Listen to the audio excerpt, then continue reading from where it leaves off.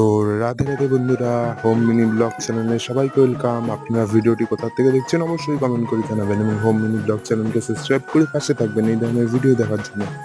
তো আজ আমাদের বাড়ির সামনে দুটো রথ গেছিলো, তো সেই রথেরই ছোট্ট ব্লগ আপনাদের সঙ্গে শেয়ার করলাম। তো এখানে দেখতেই পাচ্ছ সুভদ্রা, বলরাম এবং জগন্নাথ এবং তার সঙ্গে গোপাল সোনাও বসেছিল। তো রথটি খুব সুন্দর করে সাজানো হয়েছে। তো সবাই মিলে প্রণাম করছিলাম, কলা এবং চিনি দিচ্ছিলাম ঠাকুরের এখানে। আর রথ আসার সময় কিন্তু রাস্তা পরিষ্কার করা, এবং আজকের রথটা কিন্তু খুবই শুভ ছিল, কারণ রথ যখন বেরোচ্ছিল তখন মুষলধারে বৃষ্টি হচ্ছে এবং রথে বৃষ্টি হওয়া কিন্তু শুভ মানা হয়।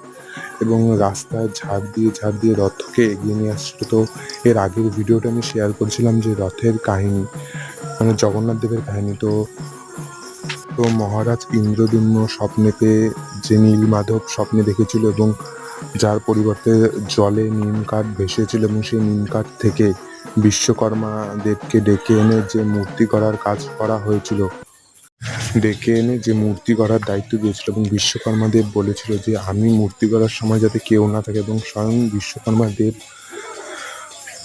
প্রায় দীর্ঘদিন ধরে মূর্তি করছিল। এবং অনেক দিন পরও যখন মহারাজ ইন্দ্রদ্যুম্ন ভিতর থেকে কোনো সাড়া শব্দ পেল না এবং মূর্তি গড়ারও কোনো আওয়াজ পাচ্ছিল না, তখন ইন্দ্রদ্যুম্ন ব্যাকুল হয়ে সেই দরজা খুলে ভেতরে যাওয়াতেই বিশ্বকর্মা দেব স্বয়ং প্রকট হয়ে ওখান থেকে সরে যায় এবং জগন্নাথ দেবের মূর্তি ওই অর্ধেক অবস্থায় থাকে। তখন থেকে ওই মূর্তি পূজিত হয়।